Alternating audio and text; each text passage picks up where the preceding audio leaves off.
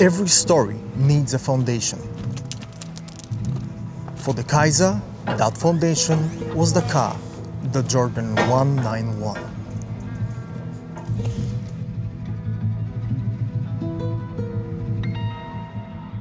You see, without it, the film simply wouldn't feel authentic. Sure, I could have done everything in CGI, built it digitally, composed the actor inside, but it wouldn't be the same. The car isn't just a prop, it's a character. I needed the actor playing to actually sit in it, to feel how tight it is, how claustrophobic it can be, to struggle for space just like real drivers do. Only then could he really become who he needed to be, the Kaiser. That's why the Jordan 191 became the first and most important thing we had to build. The building of the car began in December 2024, right after the film was officially financed. I had many people I could have asked to build it, fabricators, mechanics, engineers, but that was a very personal project. So I asked the closest person to me, my father. He is a jeweler with over 30 years of experience, a true craftsmanship, who spent his life working on small, detailed, precise things. He took on the challenge even though he's not a Formula One fan at all. He just wanted to help me bring this dream to life. So where did it begin? With planning, of course. There are no schematics or blueprints for Formula One cars anywhere online. Everything is secret, locked away in archives. Our first idea was to 3D print it. Well, that didn't work. So we had to do it the old-fashioned way, by hand. I bought a 1/24 scale model of the Jordan 191.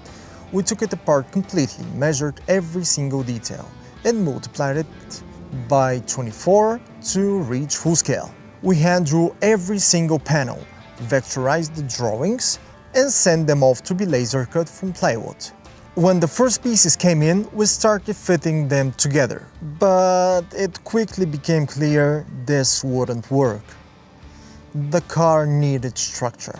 My father bought a welding machine and taught himself how to weld metal from scratch. We built the frame and started fitting the plywood panels onto it. And remember how I said we measured everything down to the millimeter?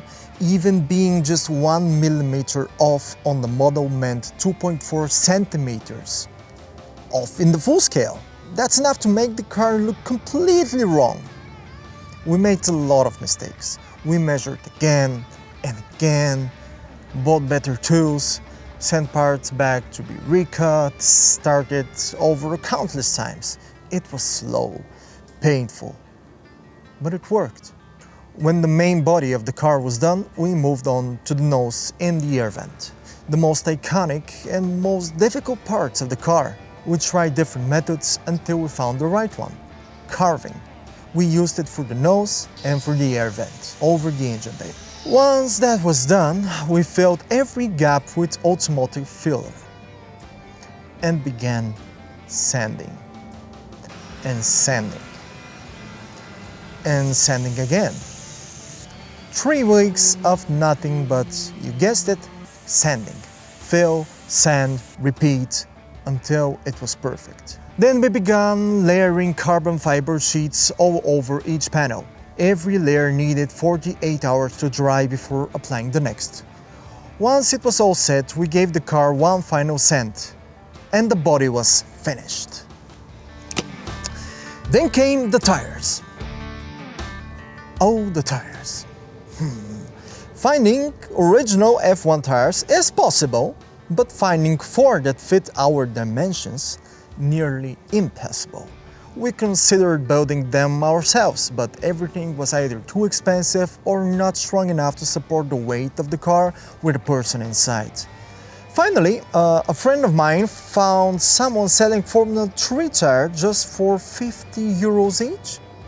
We bought them immediately. The first problem, they weren't Goodyear. So we had to paint the logos ourselves in a durable way, not just a spray-on that would have faded after one day. The second problem, no rims. So we bought 8 identical rims, cut them straight through the middle, and welded 2 halves together to make 4 rims wide enough for our tires. After a lot of trial and error, it worked. Next came the interior. We 3D printed the steering wheel, wrapped it in Alcantara, and even engineered a quick release system. Designed digitally, 3D printed it, cast it from brass, added the spring, and it worked perfectly. We added every little detail, the buttons, the fire extinguisher, even the gear lever. Finally, the car was ready for wrapping. We sent it to a local studio, vectorized all the logos, and applied every sponsor decal the exact same place it was back then in 1991. And just like that, the Jordan 191 was complete. But there was just one challenge left: getting it from Varna to Sofia. Transporting it across the country was expensive, so I decided to do it myself. I borrowed the platform truck and started at 3 a.m. Drove 500 kilometers, arrived by early afternoon. Spent 3 hours loading the car, then turned around and drove another 5 kilometers back. I arrived home at 11 p.m. Unloaded for another 3 hours. That's 23 hours without sleep, 1,000 kilometers in one day, in a truck with a Formula One car strapped to the back. But the journey was complete. After 6 months of not knowing exactly how to do it, we did. We had the foundation of the film, the car that would make everything real. And from that moment, there was no turning back. In the next episode, we'll talk about the vision, how the film will be shot, how it will look, and how we plan to bring the Kaiser to life on screen.